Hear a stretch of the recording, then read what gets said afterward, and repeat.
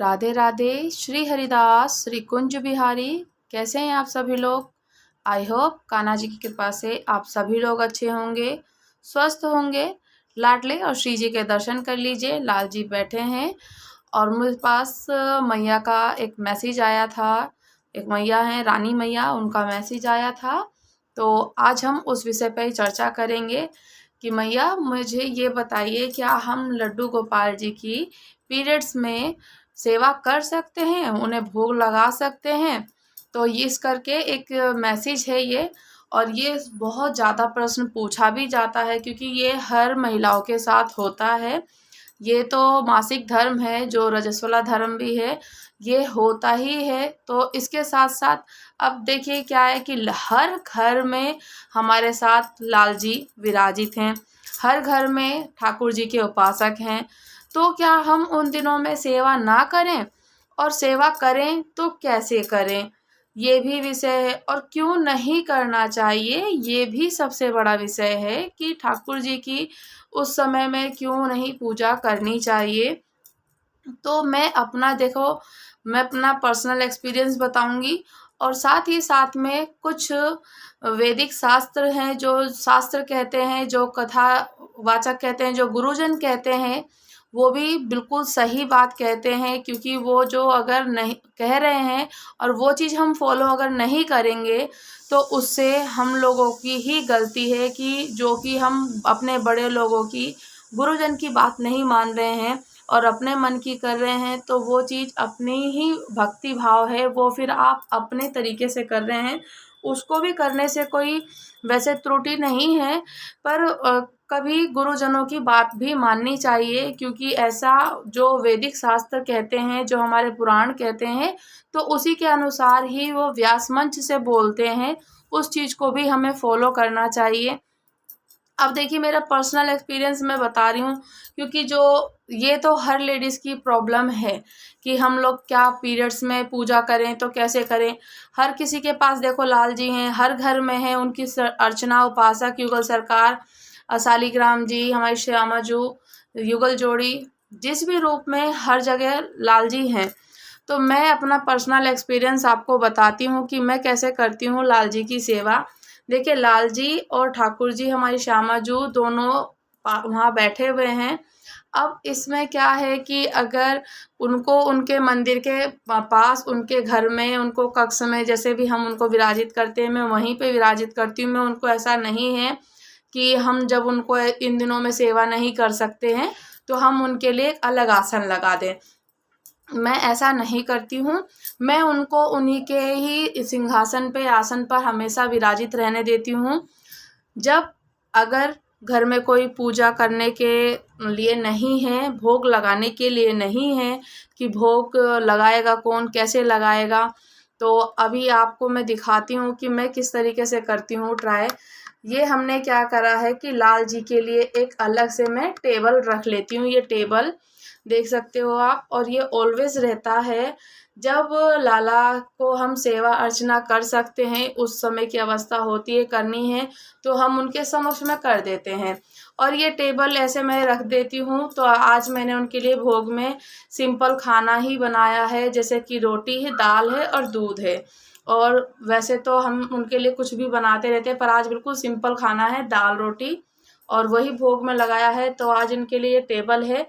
जैसे कि मैं आपको बता रही हूँ, फॉर एग्जाम्पल आप ऐसे करके टेबल रख सकते हैं। उस टेबल पे आप उनको भोग पधरा दीजिए और ठाकुर जी से फिर आप अनुरोध कर सकते हैं, हम प्रार्थना कर सकते हैं, ठाकुर जी, श्यामा जू, आपके समक्ष में भोग रखा है, कृपया करके आप अवस्था मेरी जानते हैं।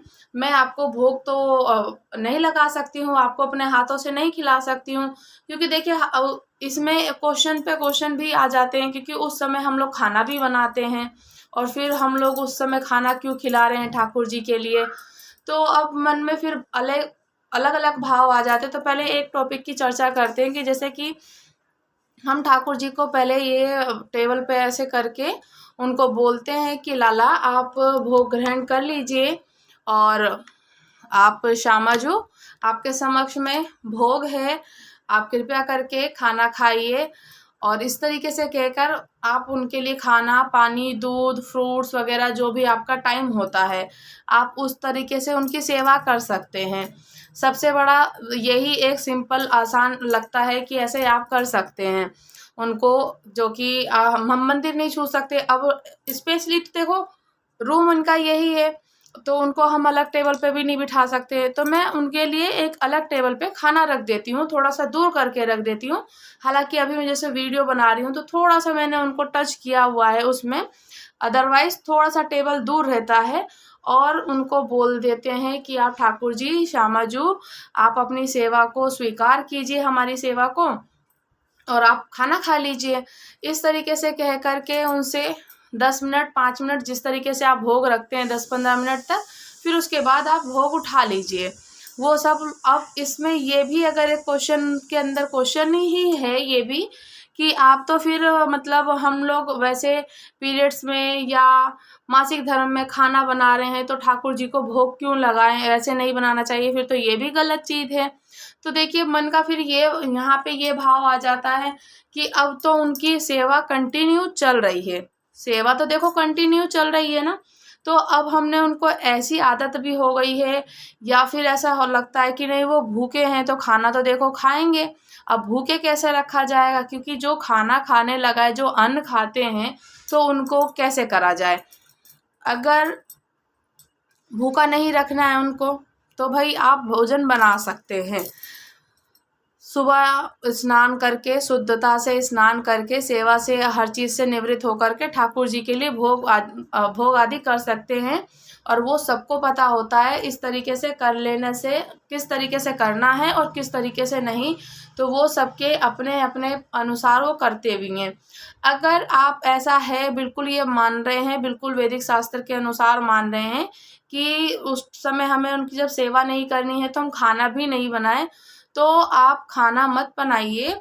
अगर आपके घर में कोई है बनाने वाले कि आपको उस समय जब हम लोगों की प्रॉब्लम होती है तो ठाकुर जी की सेवा अर्चना कोई कर सकता है, या फिर उनके लिए खाना बना सकते हैं, भोग कर सकते हैं, तो आप उनको बोल दीजिए तो और भी अच्छा है। तब तो सोने पे सुहागे वाली चीज़ है, तब तो बहुत बढ़िया हो जाता है कि उस तरीके से शुद्धता भी जो बरकरार रहती है और ठाकुर जी के लिए भूखा भी नहीं रहते हैं, वो भी अड़चन नहीं आती है, वो भी चलती रहती है। इस तरीके की चीज़ें हैं ना, तो इसी के साथ साथ ये काम भी होता रहता है। अगर आपके पास कोई है ही नहीं कि अब मैं तो अकेले ही हूँ करने वाली, और कैसे कर सकते हैं, अब हम उनको भूखा भी नहीं रहने देना है और बनाना भी नहीं है मुझे, तो आपके लिए फिर सबसे सिंपल और बेस्ट ऑप्शन ये है कि देखो हर किसी को जैसे पता ही होता है कि अपनी अपनी टाइमिंग क्या है, तो उसके अनुसार आप क्या कर सकते हो कि लाल जी के लिए कुछ ड्राई फ्रूट्स, सूखे मेवे, लड्डू, कुछ स्नैक्स, या फिर उसके लिए आप उनके लिए एक उनका खाने पीने की व्यवस्था उनके पास में ऑर्गेनाइज कर दीजिए। मतलब उनके पास में हमेशा व्यवस्थित रखनी चाहिए कि लाला आप भूख लगेगी, फिर उस समय हमें सिर्फ मानसिक रूप से सेवा करनी है। आप उनको स्नान भी नहीं करा सकते हैं क्योंकि आप अकेले होकर ही नहीं सकते, तो वही फिर आपका सिर्फ मानसिक सेवा चलेगी। मानसिक सेवा से आप उनको बोलिए कि लाला आप स्नान कर लो, श्यामा जू या लाल जी स्नान कर रहे हैं, भोग कर रहे हैं, खाना खा रहे, पानी पी रहे हैं, उस समय सिर्फ मानसिक सेवा होगी। और अगर आपके पास है कोई करने वाले तब तो बेस्ट है ही ये तो बात कि कर सकते हैं, आपके साथ साथ कोई और भी कर सकता है। और कोई नहीं है तो उसके लिए तो फिर बस एक ही चीज़ है, आप नहा धो करके शुद्ध हो करके खाना बना सकते हो। खाना बनाने के बाद उनको एक अलग चौकी, पाटा या टेबल आपके पास जो भी हो, तो आप उनको वहाँ पर भोग पधरा दीजिए और ठाकुर जी से अनुरोध कीजिए। उसके बाद में वो भोग ग्रहण कर लेंगे। आप 10 मिनट 5 मिनट जो भी रखते हैं उनको फिर भोग उठा लीजिए। तो ये भी एक ऑप्शन है, आप ये भी कर सकते हो। दूसरा ऑप्शन कि अगर आप अकेले हो, नहीं कर सकते हो, तो उनके लिए पहले सारी चीज़ें रख देनी है, वो भी सबसे बेस्ट ऑप्शन है। और मानसिक सेवा उस समय होगी हमारी मानसिक सेवा। मानसिक सेवा हम कभी भी कहीं भी किसी भी तरीके से कर सकते हैं। तीसरा ये है कि आपको जब बनाना ही नहीं है, करना ही नहीं है, कोई और है तो वो सेवा कर सकते हैं उनसे, फिर आप कुछ दिन तक उनको वो सेवा कराइए। ये चेक करके आप कर सकते हैं। अगर इसी के टॉपिक पे, इसी क्वेश्चन पे करें, क्योंकि देखिए ठाकुर जी के हर कोई उपासक हैं और लाल जी हर घर में हैं।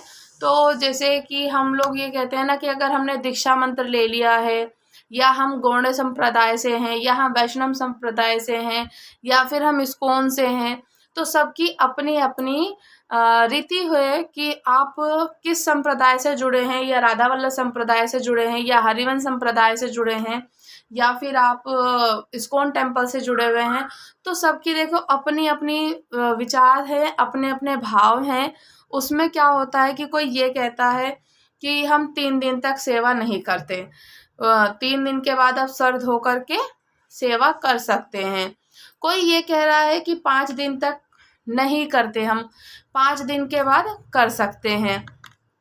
इसमें क्या है कि अपने अपने भाव हैं कि उन्होंने उस शास्त्र, जिस संप्रदाय से वो जुड़े हैं, तो उस संप्रदाय को मानते हुए उन्होंने अपना अपना विचार रखा और अपने अपने भाव रखे कि अगर हमारे जैसे कि मान लीजिए गौड़ संप्रदाय से मोस्टली ऐसा कहते हैं कि 3 दिन तक नहीं करने चाहिए, 3 दिन के बाद आप कर सकते हो, हेड वॉश किया, देन उसके बाद आप ठाकुर जी की सेवा कर सकते हो। पर अगर हम ये चीज़ देखें ना, तो भाई इसमें क्या होता है कि रजस्वला धर्म जो रहता है, पीरियड्स का टाइमिंग होता है, अगर शास्त्र की और पुराणों की माने हम, तो इसमें क्या है कि 3 दिन में पूजा करने के लिए कोई अलाउड है ही नहीं। और 3 दिन में, 5 दिन में, या फिर आप उनको ये कह लीजिए कि ऐसे कर सकते हैं, वो आपकी विचारधारा है, वो आपके भाव है कि हम लाल जी को भूखा भी नहीं रख सकते हैं, इतने दिन तक उनकी सेवा से हम दूर भी नहीं रह सकते हैं, तो कैसे करेंगे हम, उनकी सेवा नहीं हो पाएगी, या फिर कोई नहीं कर पा रहा है तो हम कर रहे हैं। ये सब अपने आप भाव विचार रख सकते हैं और कर भी सकते हैं। क्योंकि देखिए जब लाल जी की सेवा अर्चना शुरू होती है तो हम इतने उनसे मिल जाते हैं, इतना प्यार हो जाता है उनसे, इतना स्नेह कि हम लोगों को फिर ये लगता है कि 1 मिनट भी उनको भूखा रखना, या उनको अकेला छोड़ना, या उनके किसी भी कार्य में देरी होना, तो वो सब चीज़ें बिल्कुल कोई फिर मायने ही नहीं रखती। फिर वो लगता है सिर्फ हमारा भाव ही है, सबसे बड़ा प्यार है, कि वही सब चीज़ मैटर करती है कि उनके लिए हम कुछ भी करें, ये है। और अगर कितने लोगों का मैंने सुना भी है, कहते भी हैं कि आप 5 दिन में कर सकते हैं, 5 दिन के बाद भी पूजा करना कितने लोग स्टार्ट कर देते हैं। बट मेरा, अगर मैं ये कहूँ कि मैं 5 दिन भी नहीं, 3 दिन नहीं, डायरेक्टली 7 दिन, क्योंकि 7 दिन शास्त्रों के अनुसार ही, जो 7वें दिन आप पूजा करना आरंभ करें, तो वो बिल्कुल सटीक जवाब यही है कि आपको 7 दिन के बाद से पूजा करनी चाहिए, तो वो बेस्ट रहता है। उसमें जो गुरुजनों की वाणी सुनी है मैंने, या जो व्यासपीठ से बोलते हैं, या फिर कि मतलब उसमें क्या है कि उसमें आप पूर्ण रूप से शुद्ध हो जाते हैं, तो उसमें जो कि वो हमें दोष लगता है या पाप लगता है, वो सब चीज़ें नहीं लगती हैं, और उससे फिर हम हर कार्य कर सकते हैं। क्योंकि देखिए भगवान को हम, ठाकुर जी हैं, उनको पुत्र, प्रेमी, सखा, आपका भाव है, हमारा भाव है कि हम उनको किस रूप से उनको पूज रहे हैं। पर सबसे बड़ी चीज़ बात यह है कि वो परमेश्वर हैं, परमात्मा हैं, वो भगवान है, तो उन्हें कभी हमें इस चीज़ को ही नहीं अलग करना चाहिए। ये कभी नहीं सोचना चाहिए कि वो भगवान नहीं है, भगवान हैं, वो भगवान है, फिर उसके बाद वो हमारे पुत्र के रूप में है। तो वो चीज़ ऐसे मन को रख कर के अगर आप कर सकते हो तो वो बेस्ट है। बाकी भाई इसके लिए देखो, कोई मुझे अपने अपने भाव हैं और विचार हैं, प्लीज़ कोई गलत और नेगेटिव कमेंट मत करना। अदरवाइज़ ये किसी को हर्ट करने के लिए भी नहीं है और किसी के साथ कंट्रोवर्सी करने के लिए भी नहीं है। बस मुझसे मैया ने पूछा, वही मैंने अपने भाव विचार विमर्श अपने रखे हैं, और आप भी इसी तरीके से करना चाहते हो तो कर सकते हो, क्योंकि ठाकुर जी की सबके उपासक हैं। और अगर मैंने इसके पीछे की एक छोटी सी कथा बताती हूँ, क्योंकि मैंने जब वो कथा को श्रवण किया तो मुझे तो बहुत सुंदर लगी कि लाल जी के पीरियड्स में हम सेवा कर सकते हैं या नहीं कर सकते हैं, या क्या इसे करने से ऐसा पाप लगता है, या हम लोग ठाकुर जी के जब हम ऐसे टाइमिंग में होते हैं तो उनका सामान या फिर उनकी प्रसाद छूने से पाप लगता है या नहीं लगता है। तो मैं आपको ना एक इसके पीछे बड़ी सुंदर सी कथा सुनाती हूँ। और कथा ना मुझे सुनकर तो इतना आनंद आया, और उसको सुनकर के जो कि हमारे माइंड के सारी चीज़ें थी दिमाग में, कभी 3 दिन 5 दिन 4 दिन का, तो वो मेरा कंक्लूज़न बिल्कुल क्लियर हो चुका था। और फिर भी आपके समक्ष मैं अपनी बात रख रही हूँ। सो अच्छे से कथा को मैंने सुना, तो आप भी सुनिएगा, और पूरा सुनेंगे तो आपको पता चल जाएगा कि क्यों नहीं करना चाहिए। और बाकी तो फिर वो हमारे प्रेम भाव ही है, और उससे बढ़कर कुछ है ही नहीं। तो एक बार की ऐसे ही चर्चा चल रही थी, कथा है ब्रह्म हत्या। क्या होता है कि ब्रह्म हत्या का पाप लगता है। ब्रह्म हत्या क्या है? ब्राह्मण की हत्या।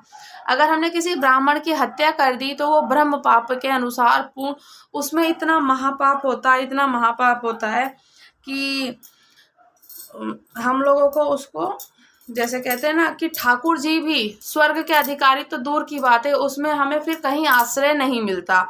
अगर हमसे ब्रह्म हत्या हो जाए या हमने जानबूझ की कर दी या कुछ भी थी, तो उसमें हमें कोई आश्रय कहीं नहीं मिलेगा, स्वर्ग तो बहुत दूर की बात है। ऐसे तो ऐसे ही इस चर्चा को जब एक बार क्या होता है कि इंद्रदेव ना एक बार उन्होंने ब्रह्म हत्या कर दी थी। पापों में भी महापाप, और काफी सारे प्रकार के पाप होते हैं, 5-6 प्रकार के पाप होते हैं। और पाप कहाँ कहाँ निवास करता है, पाप कहाँ कहाँ निवास करता है इसका भी मैं बताती हूँ। पाप देखिए 5 जगह तो निवास करता है। एक अन्न में निवास करता है, एक जो वो दारू वगैरह पीते हैं, जैसे जहाँ वो, और क्या बोलते हैं उसको, हिंदी में शुद्ध हिंदी नहीं बोलना आती, जैसे कि जहाँ से ये लिक्कर चीज़ें मिलती हैं, मतलब लिक्विड, सॉरी दारू मिलती है, वहाँ पे जो दुकानें होती ना, मधुशाला बोलते हैं, पता नहीं उसको क्या बोलते हैं, वहाँ पे, ठीक है। और 3-4 जगह तो निवास तो मैं बता ही रही हूँ, 5 जगह तो निवास है। मेरे माइंड से कभी कभी चीज़ें थोड़ी सी स्किप हो जाती हैं। तो और एक, हाँ, कि किसी पराई स्त्री के साथ में रहने से वहाँ भी पाप निवास करता है। किसी के आपने जबरदस्ती से, या किसी के आपने उसकी, मतलब कहते हैं कि जबरदस्ती या फिर उसके हक की चीज़ें छीनी है, किसी दूसरे के हक की चीज़ छीन लिए, तो वहाँ भी पाप निवास करता है, वो भी नहीं करना चाहिए। और झूठ वगैरह तो खैर वो तो है, चलता है, सांसारिक चीज़ें हैं तो उसमें भी पाप निवास करता है। पर इसीलिए बोला जाता है कि एकादशी के दिन चावल नहीं खाना चाहिए। तो चावल में पाप निवास करता है, इसलिए अन्न का नाम लिया मैंने। तो चावल अवॉइड किया जाता है। और उल्टा ही है कि जगन्नाथपुरी जी में चावल खाए जाते हैं। इसके पीछे पीछे की कथा मैं बता चुकी हूँ। सो उसमें क्या है कि जैसे पाप होते हैं तो पाप भी कई प्रकार के होते हैं। तो एक तो है यह ब्रह्म हत्या। ब्रह्म हत्या में पापों में भी महापाप है। ब्राह्मण हत्यारा जो होता है ना, उसको कभी कोई स्वीकार ही नहीं करते हैं, ठाकुर जी भी स्वीकार नहीं करते। अब इंद्र है तो इंद्र तो भाई स्वर्ग का राजा है, अब कैसे हो? तो सबने विचार विमर्श किया कि यदि कोई 4 लोग ब्रह्म हत्या अपने ऊपर ले लें तो इंद्र क्या है, ब्रह्म हत्या से मुक्त हो जाएंगे, ऐसा कहते हैं। विचार विमर्श चल रहा है। ठाकुर जी को बिल्कुल पसंद नहीं है कि भाई किसी ने ब्रह्म हत्या करे, तो उसे तो वो स्वीकार ही नहीं करेंगे बिल्कुल। अब जो मेरी ब्रह्म हत्या अपने ऊपर ले लेगा ना, तो मैं उसको वरदान दूंगा, ऐसा बोलते हैं।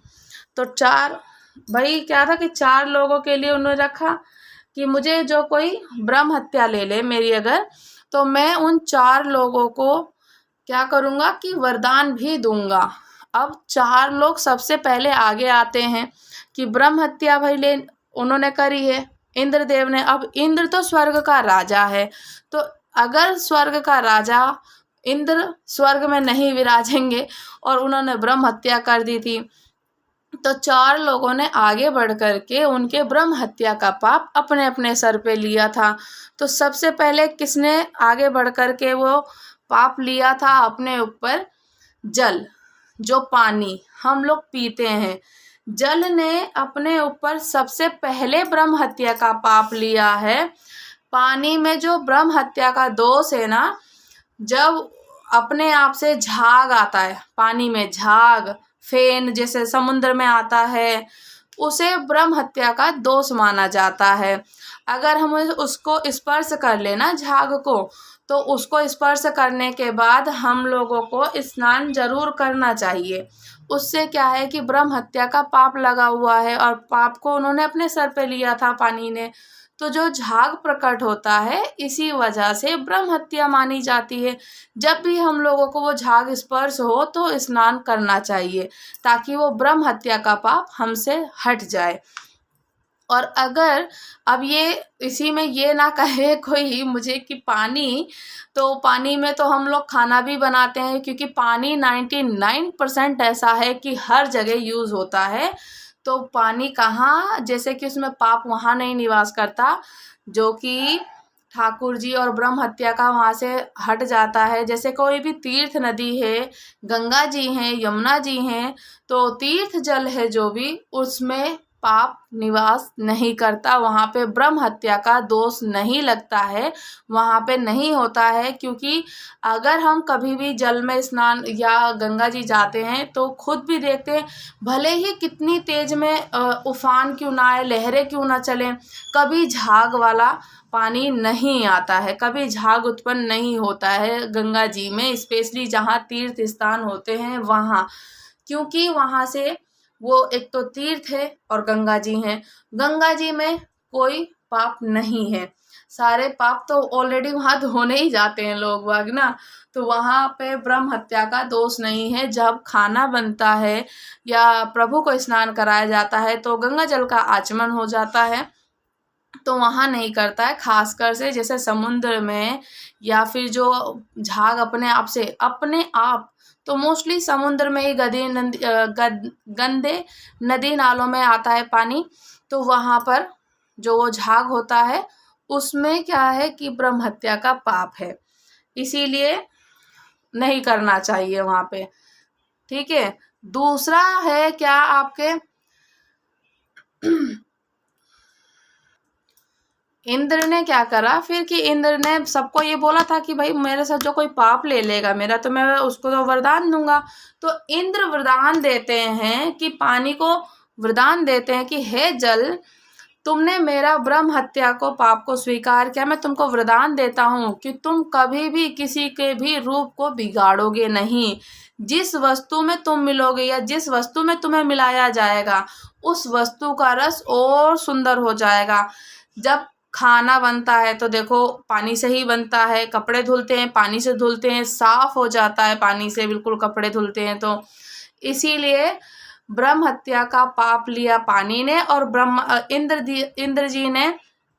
इंद्र जी ने उनको वरदान दिया कि तुम जिस भी जगह पे मिलोगे तो स्वतः ही अपने आप वो शुद्ध हो जाएगा और वो रूप निखर जाएगा, रूप बन जाएगा, ऐसा बोलते हैं। और दूसरी ब्रह्म हत्या ली थी अपने ऊपर पृथ्वी ने अपने ऊपर लिया सबसे आगे बढ़ के। पृथ्वी पे अगर कहीं भी जहाँ लाल मिट्टी अगर दिखे ना, तो वहाँ पे आप समझ लीजिए कि वो ब्रह्म हत्या का दोष लिया हुआ है। तो वहाँ आपको पुनः लाल रंग की मट्टी दिखेगी। तो अब वहाँ पे क्योंकि भाई उन्होंने लिया था ब्रह्म हत्या का दोष अपने ऊपर, तो इंद्रदेव जी वरदान देते हैं उनको कि हे पृथ्वी, तुमने मेरा ब्रह्म हत्या अपने ऊपर लिया है, तो यदि तुम पर कभी भी कोई भी गड्ढा करेगा ना तो तुम स्वतः ही एक दिन अपने आप ही भर जाओगी, वो गड्ढा भर जाएगा अपने आप ही। और कहीं आपने ऐसा देखा भी होगा, कभी कहीं गड्ढा हो जाता है या कोई ना कोई कहीं से खोद करके मट्टी निकालते हैं या कहीं जानबूझ के गड्ढा किया जाता है, तो लोग बाग उसमें कचरा डाल करके भी या वो कभी किसी तरीके से अपने पुनः रूप में आ ही जाती है। जो पृथ्वी होती है वो फिर अपनी सतह बना लेती हैं। वो गड्ढा ज़्यादा दिनों तक वो टिकता नहीं है, वो गड्ढा ऑलरेडी भर जाता है। तो ये इंद्रदेव जी के वरदान से है। तो इसीलिए उन्होंने बोला कि तुम कभी भी गड्ढे के साथ नहीं रहोगी। तीसरा, ब्रह्म हत्या जो लिया था अपने ऊपर, जो ब्रह्म हत्या को धारण किया, कहते हैं कि तीसरा जो ब्रह्म हत्या लिया तो वृक्ष थे। वृक्ष जो सबसे पहले तीसरे नंबर पे आए, उन्होंने अपने ऊपर धारण किया कि मैं लेता हूँ अपने ऊपर ये ब्रह्म हत्या इंद्रदेव जी की। तो उनको जब ब्रह्म हत्या उन्होंने अपने ऊपर लिया, तो कहीं से भी अगर तोड़े हैं हम, कहीं से भी उसको बोलते हैं ना कि उनको कलम करके काटें, और कलम काट करके या फिर उसको क्या करते हैं, कोई काटते हैं, पत्ते तोड़ते हैं, या उनको छाल है उनकी छाल कभी कहीं चलते फिरते हम नाखून से निकाल देते हैं। तो काफ़ी पेड़ पौधे ऐसे होते हैं कि किसी में से तो देखो दूध निकलता है, दूध जैसे जैसे कि आखे का पेड़ होता है, या किसी भी और भी काफ़ी पेड़ पौधे हैं जो मुझे नाम याद नहीं आ रहा। उन पेड़ों में क्या होता है कि दूध निकलता है या कोई लिक्विड पदार्थ जैसे निकलती है, कोई जैसे उसमें से पानी जैसे निकलने लगे और कुछ दूध जैसा निकलता है, जो लिक्विड पर मतलब निकलता है ना, तो उसे ब्रह्म हत्या का दोष है कि वो ब्रह्म हत्या की वजह से, क्योंकि वृक्ष ने अपने ऊपर लिया था तो वो निकलते हैं। पर उसमें इंद्रदेव जी ने, ठाकुर जी याद आ रहे हैं, ठाकुर जी की लीला चल रही है और पीरियड्स के ऊपर बात चल रही है, तो इसी ही वर्णन में आपको पूर्ण मिल जाएगा। तो आप सुनिएगा, ठाकुर जी बार बार याद आता है क्योंकि ठाकुर जी के समक्ष बैठकर करते हैं चर्चा, सुनते हैं वो हमारी बात। तो इंद्रदेव जी ने उनको वरदान दिया वृक्ष को कि आपको ना जब भी कोई काटेगा या कोई नोचेगा या कोई तोड़ेगा, कोई कहीं से भी क्यों काट दे, तो तुम अपने आप ही स्वतः उदित हो जाओगे। यानी कि पेड़ अपने आप ही उनको पौधा है, और ऐसा होता भी है। ये चीज़ें जो मैं बता रही हूँ आपने खुद एक्सपीरियंस जो है उन्हें सबको पता है। देखिएगा, आप श्रवण कीजिएगा तो बहुत आनंद आएगा। पेड़ को फिर बोलते हैं इंद्रदेव, भगवान उनको वरदान देते हैं इंद्रदेव कि अगर तुम्हें कहीं से भी कोई तोड़ेगा या नोचेगा, काटेगा, तो तुम एक दिन स्वतः ही अपने आप ही उग जाओगे। और ऐसा होता भी है कि जब कोई उन्हें काटता है, तोड़ता है या फिर उनको पत्ते तोड़ते हैं, तो वहाँ से अपने आप ही दूसरी पुनगी निकल जाती है, या दूसरी मतलब कहते हैं ना कि डाल अपनी छोड़ देती है, या फिर वहाँ से ऊपर और बढ़ने लगती है, दूसरा सहारा ले लेती है, या नीचे से बढ़ जाती है, कभी ऊपर साइड से, तो पेड़ अपने आप ही उदित हो जाते हैं। तो तीसरे जो लिया ब्रह्म हत्या का दोष, उन्होंने अपने ऊपर लिया। और जो चौथी ब्रह्म हत्या का लिया है, और यही सबसे महत्वपूर्ण है कि जो ब्रह्म हत्या चौथी ली है, मातृ शक्ति यानी माता आई चौथे नंबर पे, और उन्होंने माता आती हैं चौथी अपने ऊपर लेने के लिए ब्रह्म हत्या का दोष। तो इंद्रदेव कहते हैं उनको, इंद्रदेव बोलते कि हे माता, आपने जब मेरा ब्रह्म हत्या का दोष लिया है, आप आगे आए हैं, तो आपको मैं वरदान देता हूँ। बोलते हैं कि ब्रह्म हत्या को स्वीकार किया है, तो प्रत्येक मास जो ये कुछ दिनों के लिए हमें, जैसे कि कुछ दिनों के लिए बोलते हैं, मुझे ये चर्चा बड़ी सुंदर लग रही है, आनंदित आ रही है।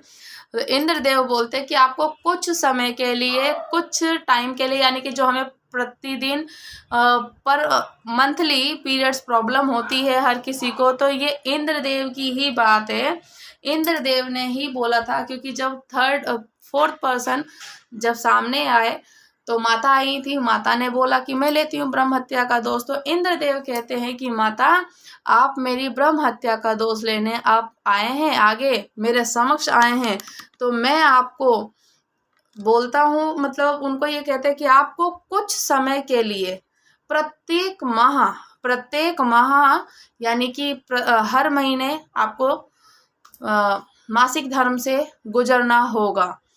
तो इसीलिए है कि ये प्रॉब्लम इंद्रदेव भगवान की ही, इंद्रदेव जी को भगवान नहीं कहते हैं, इंद्रदेव का है कि इंद्रदेव से ही सभी लोगों को ये प्रॉब्लम, ये जो हम लोगों को स्त्री मासिक धर्म जो होता है तो है वो इंद्रदेव जी का, जो हमने ब्रह्म हत्या ली थी, ब्रह्म हत्या की वजह से हुआ है। और इसी कारण से उन्होंने वरदान दिया, कहा कि माता आप मेरी ब्रह्म हत्या को लेकर के स्वीकार कर रहे हो तो आपको कुछ समय के लिए प्रत्येक माह आपको कुछ अशुद्ध होना पड़ेगा कुछ समय के लिए। जब अशुद्ध हो गए आप, तो आपको मैं ये वरदान देता हूँ कि आप अपने पति को अपने वश में कर सकते हो।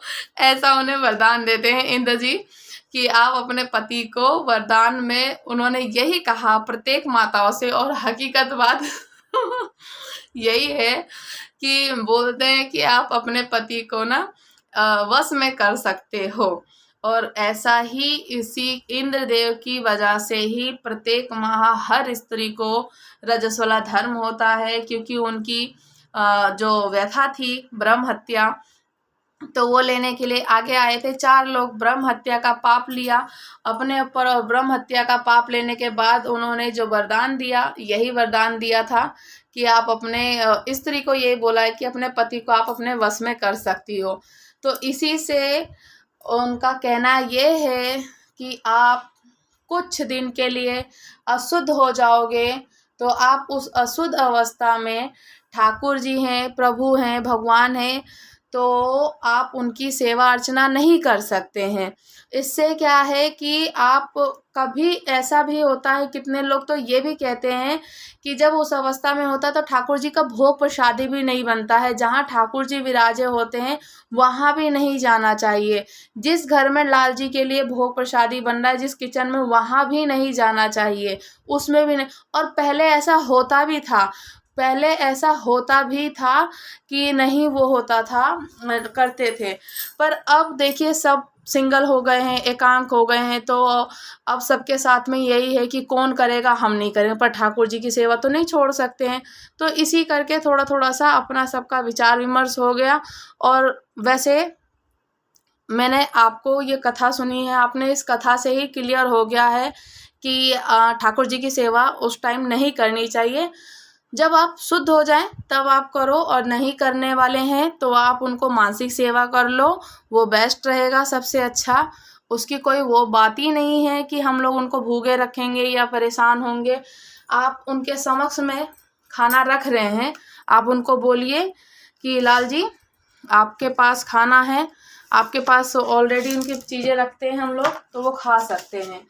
तो आपको कथा कैसी लगी, और कमेंट करके ज़रूर बताइएगा कि बातें जो ये कथा है तो सही लगी हो तो लाइक कीजिएगा, कमेंट कीजिएगा, शेयर कीजिएगा। चैनल पे नए हो तो सब्सक्राइब भी करना, और दूसरों को भी ज़रूर आप शेयर करना, उनके लिए भी हेल्पफुल हो सकती है।